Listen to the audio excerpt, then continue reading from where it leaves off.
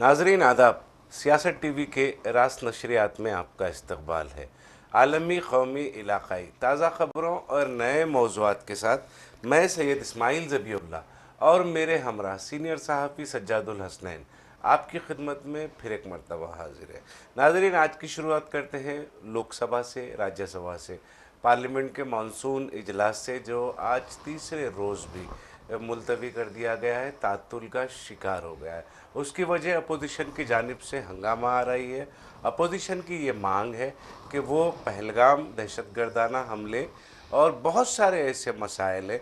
आज की जो बहस थी, आज का जो बाइकआउट था अपोजिशन का, आज जो मांग थी, उसमें जस्टिस यशवंत सिन्हा जिस पर मुआख़ज़े की कार्रवाई की जा रही है वो, और जो बिहार में वोटर लिस्ट के मामले हैं, जो स्पेशल इंटेंसिव रिवीजन किया जा रहा है, उस पर वजाहतें मांग रही है अपोजिशन।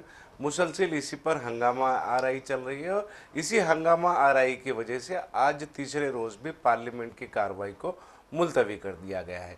इसी से हम आज की शुरुआत करते हैं। जी सज्जा साहब। देखिए, हम 3 दिन से जो है हम इसी पे बात कर रहे हैं कि पार्लियामेंट की कार्रवाई शुरू होती है और ख़त्म हो जाती है।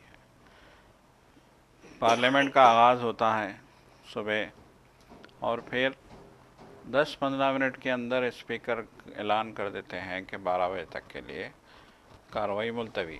फिर 12 बजे आते हैं स्पीकर, फिर शोर शराबा होता है, फिर 2 बजे तक के लिए कार्रवाई मुलतवी कर दी जाती है। कहा जाता है कि जाहिर सी बात है 1 से 2 बजे तक का टाइम लंच का टाइम है, तो फिर 2 बजे तक कार्रवाई मुलतवी, फिर 2 बजे के बाद जो है कार्रवाई शुरू होती है, फिर शाम तक के लिए मुलतवी। तो 3 दिन से हम यही देख रहे हैं कि अपोजिशन शोर शराबा करती है।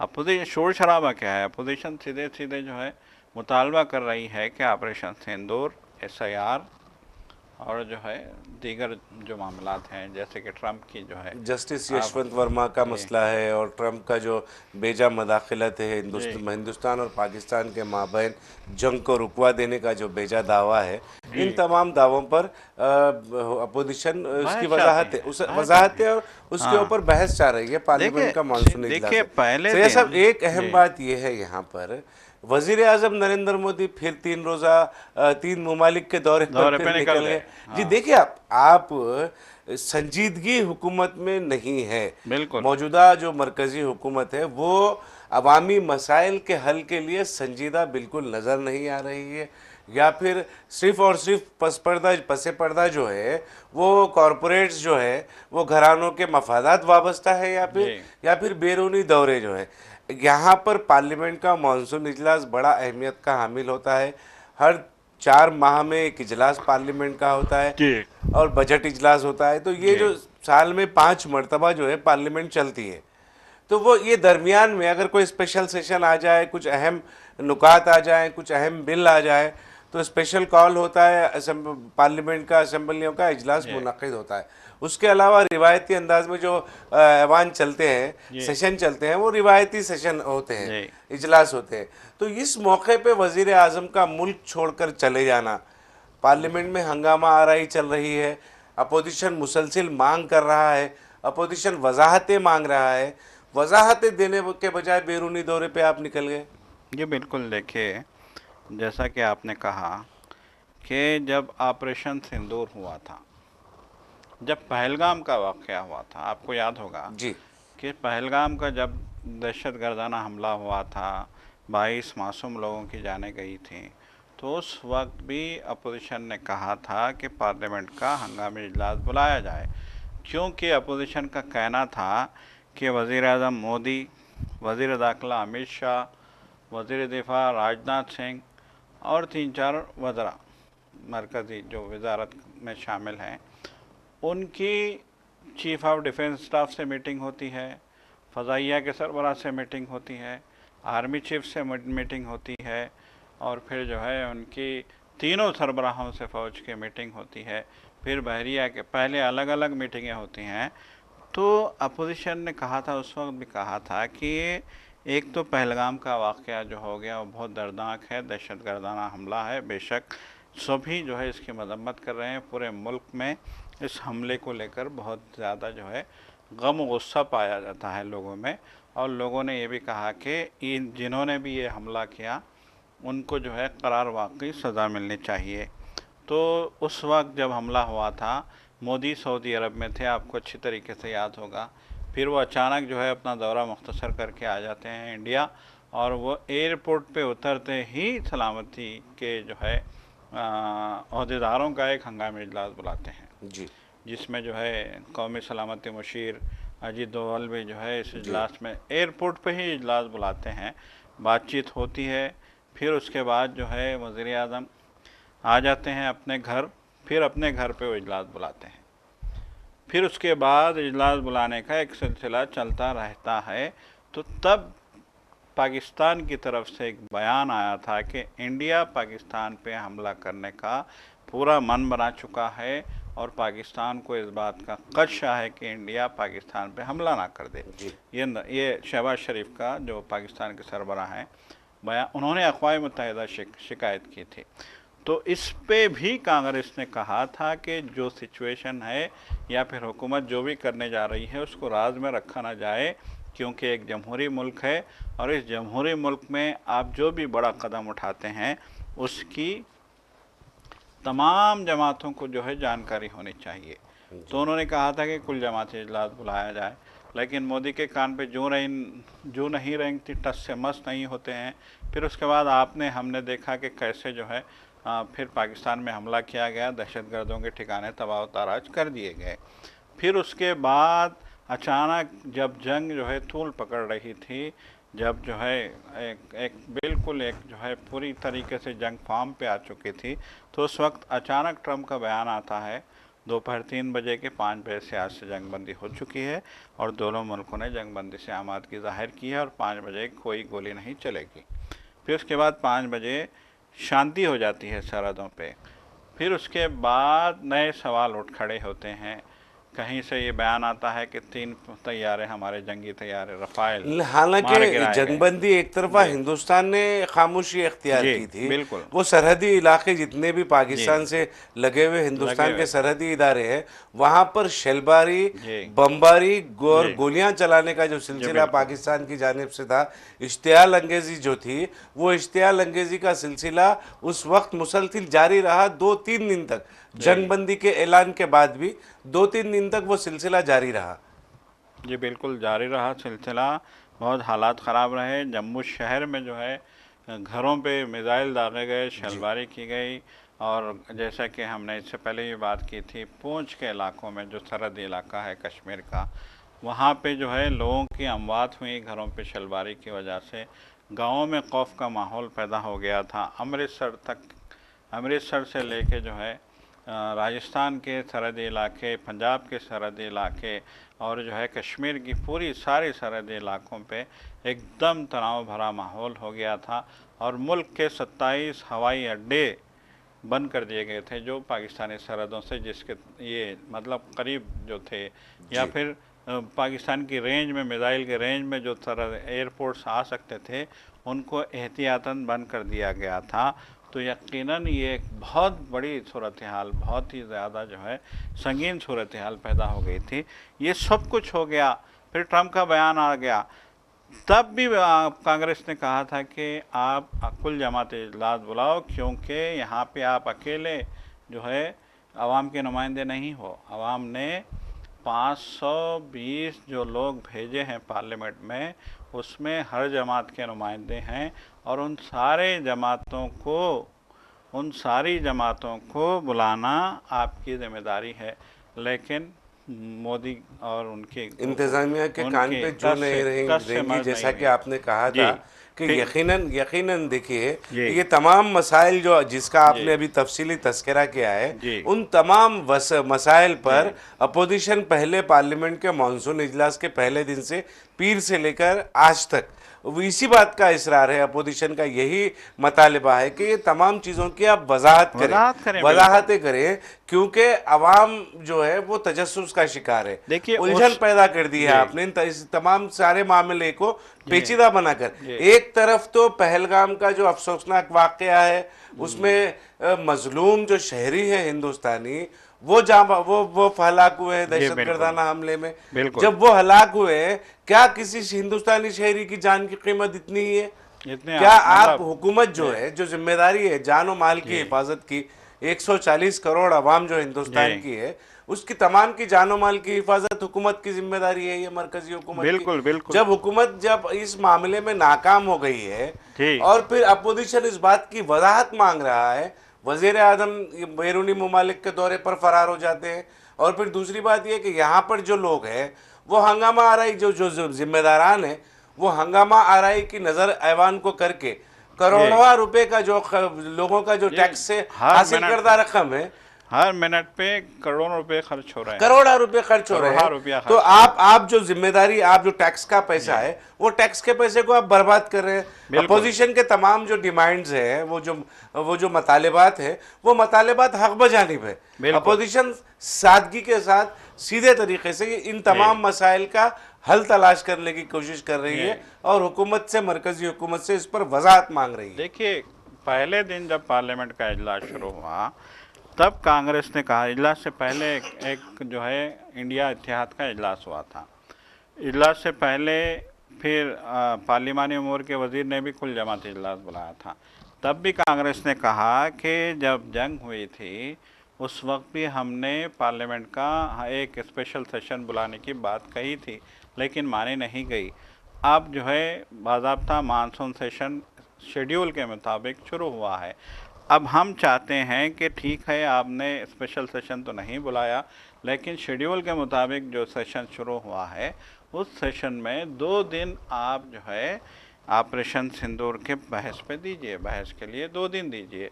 और उसके लिए उन्होंने हवाला भी दिया था कि कायदा पार्लियामेंट की जो कार्रवाइयाँ हैं, जो पार्लियामेंट का जो कामकाज है उसके तहत कायदा 276 की जो है में पूरी इस बात की इजाज़त देता है ये कायदा अपोजिशन को कि वो बाज़ाब्ता जो है एक अपना जो है दरख्वास्त दाखिल करें और फिर स्पीकर को इस बात का वो कायदा पाबंद बनाता है कि वो स्पीकर उनकी दरख्वास्त को कबूल करे और फिर उसके बाद उनको मौका दिया जाए कि ये ऑपरेशन सिंदूर क्या है। उन्होंने सवाल किया था कि वो जो लोग पहलगाम में अटैक करने के लिए आए थे वो कहाँ चले गए, ज़मीन खा गई है आसमान। उन्होंने फिर पूछा था कि वो जो 5 तैयारे गिरने की ट्रम्प बात कर रहे हैं वो तैयारे किसके थे। तो ये सारे सवाल थे। उनका कहना था कि ये पूरे इंडिया को इसका जवाब होना चाहिए। लेकिन आप देखिए कि मोदी आते हैं पहले दिन ड्रामाई अंदाज में वो जो है पहुँचते हैं, पार्लियामेंट के जो है बाबू दाखिले पे खड़े होते हैं, एहतमाम से जो है बाज़ाब्ता वो खिताब करते हैं प्रेस से। वहाँ पे 27-28 मिनट तक जो है तकरीबन उनका खिताब होता है, जिसमें वो जो है विजय उत्सव मनाने का ऐलान करते हैं, ऑपरेशन सिंदूर का जो है बात करते हैं और कहते हैं कि ऑपरेशन सिंदूर ने इंडिया को दुनिया में जो है सबसे ताकतवर बना दिया है। और फिर उसके बाद 27 मिनट की तकरीर के बाद वो पार्लियामेंट में जाते हैं, 2 मिनट बैठते हैं, फिर उसके बाद जब वो निकलते हैं तो ये कहते हुए निकलते हैं कि मुझे लंदन जाना है। फिर जो है बात ख़त्म। यकीनन देखिए अगर अपोजिशन आज नाराज़ है, आज शोर मचा रही है, आज स्पीकर से सवाल कर रही है कि हमें क्यों बोलने नहीं दिया जा रहा है, जबकि हमें आइन इस बात की इजाज़त देता है पार्लियामेंट की कार्रवाइयों में जो है कायदे कानून हैं, उन कायदे कानून के हम तो जो है बेजा शोर नहीं मचा रहे हैं, हम कायदे कानून के मुताबिक बात करना चाह रहे हैं, तो हमें बात करने की इजाज़त क्यों नहीं दी जाती। नतीजे में ये होता है कि जो है 12 बजे तक स्थगित, 2 बजे तक मुलतवी, फिर 5 बजे क़दम, फिर कल बात करेंगे। 3 दिन ऐसे ही गुजर गए। और सबसे बड़ा सदमा ये है दबी साहब कि पहले दिन धनकर ने इस्तीफ़ा दे दिया। राज्यसभा के जो है चेयरमैन जो हैं नायब सदर जमहूरिया हमारे, उनको भी इस बात का एहसास हुआ, उनका भी ज़मीर जागा कि यहाँ पे गलत हो रहा है। सीधी सी बात है। जैसा कि आपने जी धनगर का जी जिक्र अब छेड़ ही दिया जी है, जी बिल्कुल। तो साबिका जी वाइस नायब सदर जी जगदीप धनखड़ का इस्तीफा कबूल कर लिया है, जी कर बिल्कुल। लिया गया है। जी मगर कांग्रेस का ये कहना है कि जी ये सेहत का मामला नहीं है, जी कोई गहरी वजह है इसके पीछे जी पर्दा। जी कांग्रेस मुसलसिल और इस बात का चर्चा, इस बात का इस मसले को भी जी कांग्रेस ने आज ऐवान में उठाया है। बिल्कुल आप बिल्कुल। दिलचस्प बात है, क्योंकि हम पहले दिन से, जिस दिन धनखड़ ने इस्तीफा दिया था, जैसा कि आपने अभी जी तस्करा किया, पार्लियामेंट के इजलास का पहला दिन था, फिर उस दिन धनखड़ के इस्तीफे ने पूरे मुल्क को हिलाकर रख दिया। मीडिया पूरा परेशान था जी और जो सियासी हलकों में जो सरगोशियां चल रही थी, वो सरगोशियां हैरान कुन, परेशान कुन थी।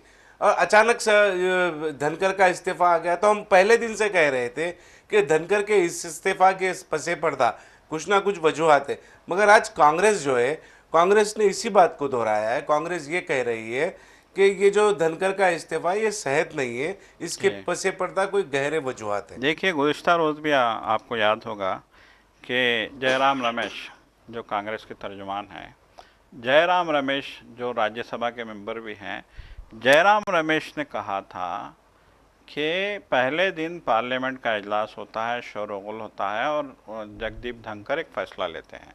उसके बाद जो है पार्लियामेंट की कार्रवाई मुलतवी हो जाती है और जगदीप धनखड़ जो है ऐवान के जितने भी लीडर्स हैं, लीडर्स ऑफ अपोजिशन भी हैं और जो है हुक्मरान जमात के लोग भी हैं, और ऐवान में जो है जेपी नड्डा जो है वहाँ के लीड करते हैं जी, हुक्मरान जमात की नुमाइंदगी जेपी राज्यसभा नड्डा करते हैं और राज्यसभा किरण में। रिजिजू चूँकि पार्लियामानी उमूर के वजीर हैं, तो ये दोनों की अहम भूमिका है।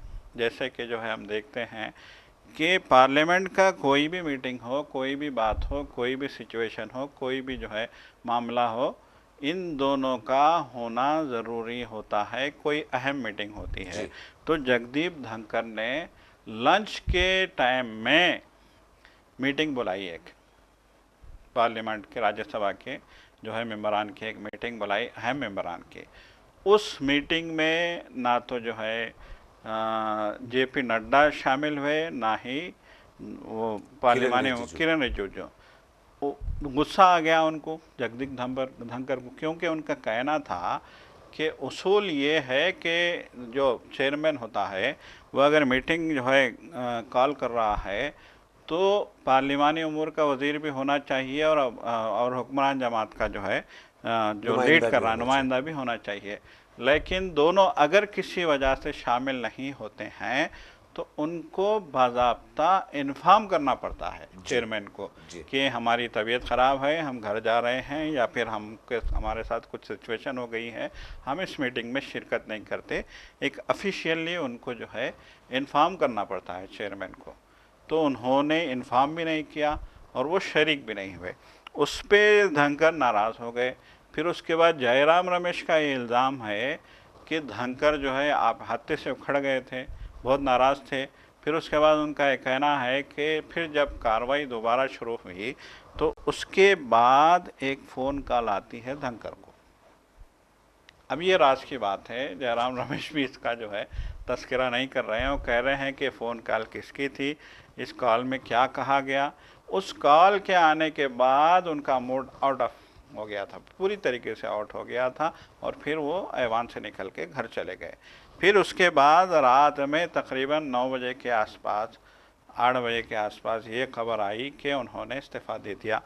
जबकि उनका कहना है कि कुछ दिनों पहले ही जगदीप धनखड़ ने बाज़ाब्ता एक फंक्शन में या एक इजलास में या एक तकरीब में उन्होंने कहा था कि मैं 2027 में रिटायर्ड हो रहा हूँ। और हकीकत में ये बात सच है कि 2027 तक उनकी मियाद है। मियाद जी, तो उस मियाद तक मैं जो है काम करता रहूँगा और मुझे पूरी जो है तंदुरुस्ती के साथ, पूरे शौक़ के साथ, पूरे जज्बे के साथ, पूरे हौसले के साथ मैं 2027 तक काम करूँगा, ये उन्होंने बाज़ाब्ता कहा था। और ये कहने के कुछ दिनों बाद ही ऐसी सिचुएशन पैदा की गई कि उनको रिज़ाइन करने के लिए मजबूर होना पड़ा।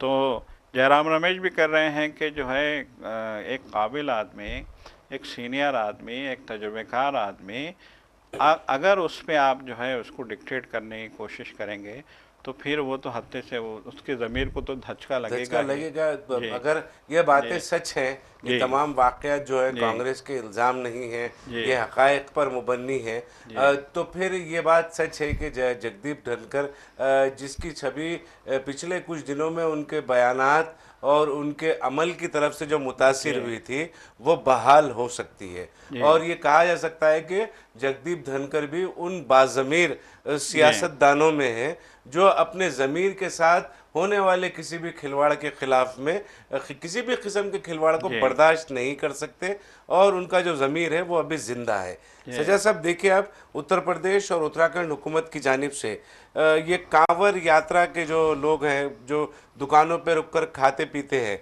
तो वो उसके लिए QR कोड का एक लुज़ुम उत्तर प्रदेश और उत्तराखंड हुकूमत की जानिब से हिदायत जारी की गई थी। जी। उसको उस पर सुप्रीम कोर्ट ने रोक लगाते हुए उसकी कानूनी हैसियत की जो जांच है, उसका उसका अमल शुरू कर दिया था। वो जी। कानूनी हैसियत नहीं रखता वो, जी। लिहाजा उसको बर्खास्त करें, जी। इस किस्म की कार्रवाई हुकूमत के सुप्रीम कोर्ट की जानिब से की जा रही थी। मगर किसी ने वो जो कानूनी हैसियत का जो फैसला सुनाया था जी। सुप्रीम कोर्ट ने, उसको चैलेंज करने वाली कुछ दरखास्तें दायर की थी, जिसको सुप्रीम कोर्ट ने मुस्तरद कर दिया। जी। मुस्तरद कर दिया, और जो नाक़दीन हैं वो नाक़दीन मुसलमानों की दुकानों की जो मजहबी प्रोफाइलिंग है, उसके जी। खिलाफ शदीद नाराज़गी का इज़हार नाक़दीन की जानिब से किया जा रहा है। जी। देखिए, सीधी सी बात है कि उसने उसने जो है, जो यूपी और उत्तराखंड की अथॉरिटीज़ की जानिब से QR कोड, देखिए पहले तो QR कोड के जो लुज़ुम जारी किए गए थे यूपी और उत्तराखंड हुकाम की जानिब से, उसको जो है किसी ने चैलेंज किया था सुप्रीम कोर्ट में कि ये आइन की खिलाफ वर्जी है। तो सुप्रीम कोर्ट ने हिदायत जारी की थी दोनों रियासतों को कि किसी के भी मज़हब की आप जो है निशानदही नहीं कर सकते, ये हमारे मुल्क के आइन के ख़िलाफ़ है, और किसी की भी दुकान पे आप QR कोड नहीं लगा सकते उसकी डिटेल इन्फॉर्मेशन लेने के लिए, चाहे वो मज़हबी बुनियाद पे हो चाहे किसी और बुनियाद पे हो, तो किसी की भी जो है आप डिटेल नहीं ले सकते। तो इस तरीके से SC ने बड़ी ही सख्त सरजनिश की थी दोनों रियासतों की, और दोनों रियासतों को कहा था कि ये जो है नहीं चलेगा, ये QR कोड का लुज़ुम हटा दिया जाए। अब वो जो फैसला, वो जो चैलेंज सुप्रीम कोर्ट की तरफ से मतलब है कि सुप्रीम कोर्ट का जो फैसला था उसको इन दोनों रियासतों ने चैलेंज किया था जी। और चैलेंज करते हुए नज़रसानी की दरख्वास्त दाखिल मुस्तरद कर दिया उसको तो सुप्रीम कोर्ट ने मुस्तरद कर दिया है, और फिर साफ तौर पे कहा है कि जो रिलीजियस प्रोफाइलिंग मुसलमानों की जो है करने की जो कोशिश की जा रही है, या फिर मुसलमानों को टारगेट बना के, या फिर मुसलमान ओनर्स को टारगेट करके ये जो रिलीजियस प्रोफाइलिंग जो है करने की जो कोशिश की जा रही है, वो नाकाबिले जो है कबूल है, नाकाबिले बर्दाश्त है। और देखिए, उन्होंने कहा कि साफ साफ बात है कि कुंवर यात्री जब जा रहे हैं, रास्ते से गुज़र रहे हैं, तो वो अपनी मर्ज़ी से इंतखाब करें, उनको क्या सही लगता है क्या गलत लगता है। उन्होंने कहा कि हर ढाबे पे, हर दुकान पे, हर होटल पे आप जाएंगे तो आपको पता चल जाएगा कि यहाँ क्या सही है क्या गलत है, क्या मिल रहा है क्या नहीं मिल रहा है, क्या वेज है क्या नॉन वेज है, ये किसका ढाबा है, ये पता चल जाता है। और खाने वाले पे भी डिपेंड करता है कि वो क्या खा रहा है, कैसे खा रहा है। तो सुप्रीम कोर्ट ने इस मामले पे बहुत सख्ती से सरजनिश की थी और कहा था कि देखिए, एक आम बात जैसे कि आपने कहा कि ये मामला नाक़दीन के भी जो है तनक़ीद का बायस बन रहा है, तो एक आम सी बात है, गमर यात्रा अभी तो नहीं पैदा हुई है जी, ये अभी का तो सिलसिला नहीं है, कई सालों से इसको बरसों का ये सिलसिला है। मतलब हिंदू अकायद और रिवायतों के हिसाब से ये हज़ारों साल कदीम रिवायत है। बिल्कुल, ये रिवायत बरसों से सदियों से चली आ रही है। आप क्यों इसको जो है ज़बरदस्ती आप हाइप देने की कोशिश कर रहे हैं। मैं भी देख रहा था, आपने भी देखा होगा, मेरठ में वज़ीर आला, मेरठ को जो है मरकज़ी रास्ता करार दिया जाता है, ये जो मुजफ्फरनगर से जो है वो जो उत्तराखंड तक जो जाती है ये एक कुंवर यात्रा, वहाँ पानी लेने के लिए लोग जाते हैं। तो मेरठ को अहम रास्ता करार दिया जाता है। तो चीफ मिनिस्टर मेरठ पहुंच गए और उस रास्ते में जो है उनको उन पे फूल बरसाने लगे, उनको वेलकम करने लगे। आप ये आपका अपना मामला है, लेकिन आपने इसकी जिस तरीके से पब्लिसिटी की और जिस तरीके की वहाँ पे इश्तियाल अंगेज़ी की गई और आपने जिस तरीके से जो है वहाँ पे एक कम्युनिटी को टारगेट करने की कोशिश की, ये बहुत अफसोसनाक है। आप अफसोस की देखिए बात तो ये भी है जी कि सज्जाद साहब, चीफ मिनिस्टर ने ये तमाम अमल के दौरान जी ये भी कहा कि जो लोग कांवड़ियों के रास्ते की रुकावट बनेंगे जी उनके पोस्टर्स लगाए जाएंगे। जी दूसरी जानिब सोशल मीडिया पर ऐसे कई वीडियो जी फुटेज भरे हुए हैं जिसमें कांवड़ी जो है वो लोग जो है तशद्दुद कर रहे जी हैं, बिल्कुल, मतलब उस पे हमले कर रहे हैं, होटलों पर लोगों पे हमले हो हमले रहे कर हैं, रहे हैं, बिल्कुल आवाम पर हमले कर रहे हैं, गाड़ियों पर हमले जा कर रहे रहे हैं, हैं। तो गाड़ियाँ तोड़ी जा रही जी, है। गाड़ियां देखिए तोड़ी जा रही हैं। जी लोग डर और खौफ के माहौल में गाड़ियों को छोड़कर भागते हाँ नजर आ रहे हैं। बिल्कुल बिल्कुल, आप देखें लेकिन योगी आदित्यनाथ इस तरीके की पुरतशद्दुद कार्रवाइयों के खिलाफ, पुरतशद्दुद वाकयात के खिलाफ कार्रवाई की कोई बात नहीं कर रहे जी हैं, मगर ये कह रहे हैं कि कांवड़ियों के खिलाफ रास्ते में जो भी रुकावटें बनते हैं उनके पोस्टर्स लगाए जाएंगे। जी बिल्कुल, देखिए वो हौसला बख्श रहे हैं। देखिए जो मजहबी यात्रा थी उसको आपने एक मानों में जो है एक दहशत की जो है एक फिरके तस्वीर वारा बना फिरके दिया वारियत जी, पर उसको रंग दे दिया, उसको रंग दे फिरके दिया। वारा ने। और जो है देखिए वहाँ के खुद गैर मुस्लिम कह रहे हैं कि ये तो दहशत की अलामत बनते जा रहे हैं और हुकूमत की सरपरस्ती और जो है ये जो मौजूदा चीफ मिनिस्टर की जो है सरपरस्ती की वजह से ये इनमें ऐसे गैर समाजी अनासिर भी जो है इनमें शामिल हो जा रहे हैं। और ये गैर समाजी अनासिर छोटी छोटी बात पे गाड़ियां तोड़ देते हैं, लोगों को मारपीट करते हैं, होटलों पे मारपीट की जाती है।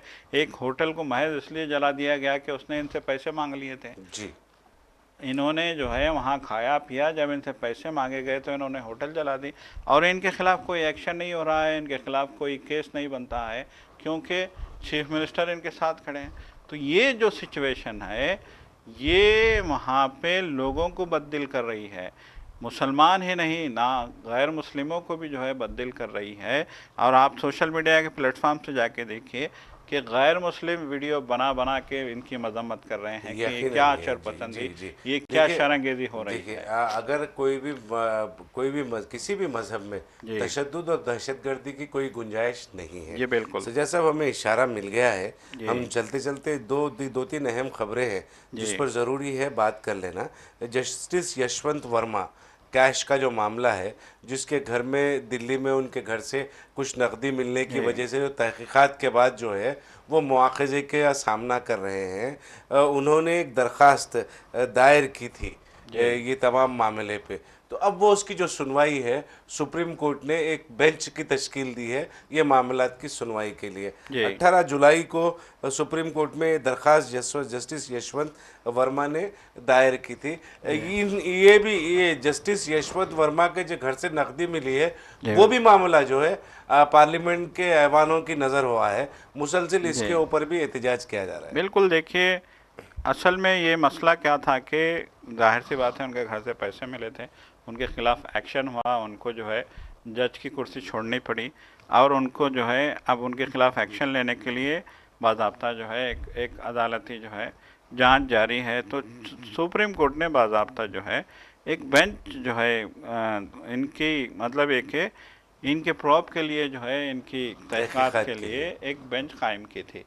अब ये जो जज हैं, ये जो यशवंत वर्मा हैं, वो चैलेंज कर रहे हैं उसकी लीगल वैलिडिटी को उन्होंने चैलेंज किया। जी जो बेंच बनाई गई है उसकी लीगल वैलिडिटी को उन्होंने चैलेंज किया है। तो बहरहाल जो है ये मामला जारी है और इस पे भी जो है अब समाअत होगी। देखिए अब चैलेंज तो किया है, सुप्रीम कोर्ट ने 18 जुलाई की डेट दी थी उनकी जो है इस मामले की सुनवाई के लिए। उन्होंने 18 जुलाई को जो है दरख्वास्त दी थी, अब उसकी समाअत का मामला आ रहा है और यकीनन ये मसला भी जो है ऐवान की जो है ऐवान की नज़र है और कोई बड़ी सियासी मफादात जो है पुष्पनाही की भी जो इसके है पस पर्दा जी हो सकती है, जिसका इंकशाफ आने वाले दिनों में मुमकिन है। जी बिल्कुल एक दिल्ली से खबर ये है कि स्टूडेंट्स के साथ जो मुबैना तौर पर मारपीट हुई है जी और उन्हें हिरासा किया गया है और उन्हें गायब होने पर मजबूर किया गया है। पुलिस पर ये इल्ज़ाम लगा हुआ है। भगत सिंह छात्र एकता मंच और फोरम अगेंस्ट कॉरपोरेशन और मिलिट्री ऑर्गेनाइजेशन जी सॉरी मिलिट्राइजेशन, जी ये दो तंजीमों के अलावा भी 29 ऐसे सिविल राइट ग्रुप्स हैं, स्टूडेंट ग्रुप्स हैं, सिविल राइट ग्रुप्स हैं। ये तमाम मामले की जांच का उन्होंने मुतालबा किया। और एक खबर फ़लस्तीन से है जहां पर मज़ीद 15 लोग जो ग़िज़ा की कमी से, जिसमें 4 बच्चे शामिल हैं, ग़िज़ा की किल्लत की वजह से फिर जाँ बहक हुए हैं। मज़ीद 15 रोज़, आए दिन 15-20 इस तरीके के अमवात की खबरें ग़िज़ा की किल्लत की वजह से, भूखमरी की वजह से, और दूसरा जो है IDF जो इजरायली फोर्सेस है उनकी बर्बरियत की वजह से आए दिन सैकड़ों फ़लस्तीनी बच्चों के और लोगों के जाँ बहक होने की खबरें हमें मौसूल हो रही हैं। तो नाज़रीन, अब वक्त हो चला है सियासत टीवी के दीगर प्रोग्रामों से आप जुड़े रहें। हमारा ये प्रोग्राम कैसा लगा आप ज़रूर अपनी राय कमेंट बॉक्स में अरसाल करें। और अब सियासत टीवी की सारी टीम को दे इजाज़त। खुदा हाफिज़। खुदा हाफिज़।